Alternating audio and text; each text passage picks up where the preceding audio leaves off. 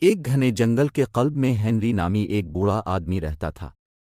وہ کئی سالوں سے جنگل میں کام کر رہا تھا، اپنی بوڑھی اور غریب بیوی کلارا کی کفالت کے لیے لکڑی کاٹ کر قریبی گاؤں میں بیچ رہا تھا۔ ان کی شادی کو 50 سال ہو چکے تھے اور وہ ہمیشہ سادہ زندگی گزار رہے تھے۔ اپنی جدوجہد کے باوجود وہ ایک دوسرے کی کمپنی سے مطمئن تھے۔ ایک دن جب ہنری کام پر نکلا تو اسے ایک عجیب اور خوبصورت سبزی ملی جو اس نے پہلے کبھی نہیں دیکھی تھی۔ یہ ایک روشن نارنجی رنگ تھا اور سورج کی روشنی میں چمکتا دکھائی دے رہا تھا۔ متجسس ہو کر وہ اسے گھر لے گیا اور کلارا کو دکھایا۔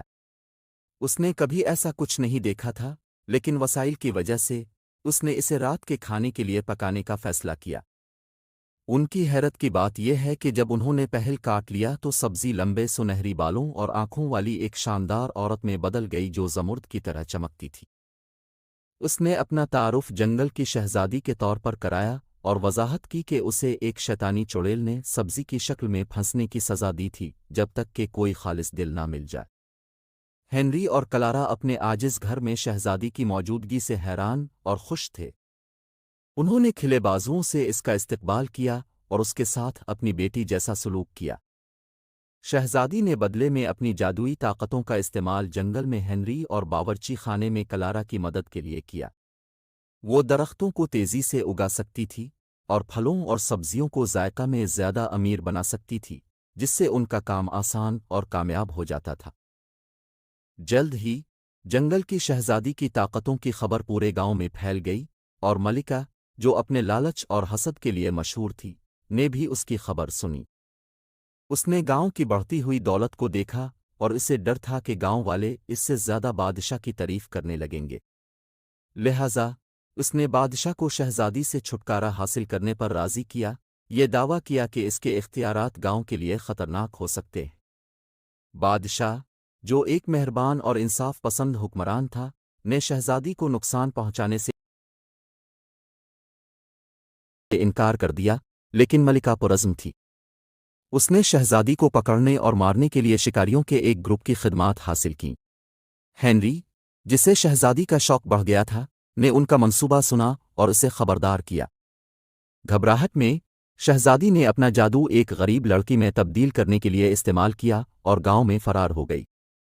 شکاریوں نے شہزادی کو جنگل میں تلاش کیا لیکن اسے نہ مل سکا۔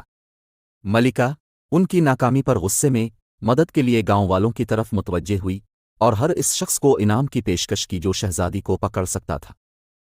گاؤں والوں نے انعام کے لالچ میں ہر طرف تلاش شروع کر دی۔ شہزادی کو گاؤں کے مضافات میں ایک چھوٹی سی لاوارث جھونپڑی میں پناہ مل گئی تھی۔ وہ وہاں خفیہ طور پر رہتی تھی، اپنے اختیارات کا استعمال کرتے ہوئے غریب اور ضرورت مند دیہاتیوں، خاص طور پر ہنری اور کلارا کی مدد کرتی تھی۔ وہ اپنی اصل شناخت ظاہر نہیں کر سکی کیونکہ ملکہ کے آدمی ابھی تک اس کی تلاش میں تھے۔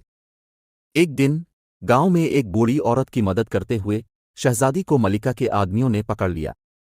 وہ اسے ملکہ کے پاس لے جانے والے تھے جب بوڑھی عورت نے شہزادی کی اصل شناخت ظاہر کی۔ گاؤں والے، جو شہزادی سے پیار کرنے اور ان کی تعریف کرنے لگے تھے، ملکہ اور اس کے غیر منصفانہ طریقوں کے خلاف کھڑے ہوئے۔ بادشاہ نے شہزادی کے لیے گاؤں والوں کی حمایت دیکھ کر ملکہ کو گاؤں سے نکال دیا اور شہزادی کو صحیح حکمران قرار دیا۔ شہزادی نے گاؤں والوں کی مہربانی سے متاثر ہو کر گاؤں میں اپنی ملکہ کے طور پر رہنے اور اپنے اختیارات کو سب کی بہتری کے لیے استعمال کرنے کا فیصلہ کیا۔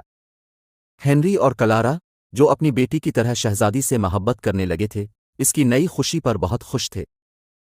اس دن سے گاؤں خوشحال ہوا اور گاؤں والے امن اور ہم آہنگی کے ساتھ رہتے تھے۔ شہزادی، جسے اب جنگل کی ملکہ کے نام سے جانا جاتا ہے، اپنے اختیارات کو بھلائی کے لیے استعمال کرتی رہی اور ضرورت مندوں کی مدد کرتی رہی۔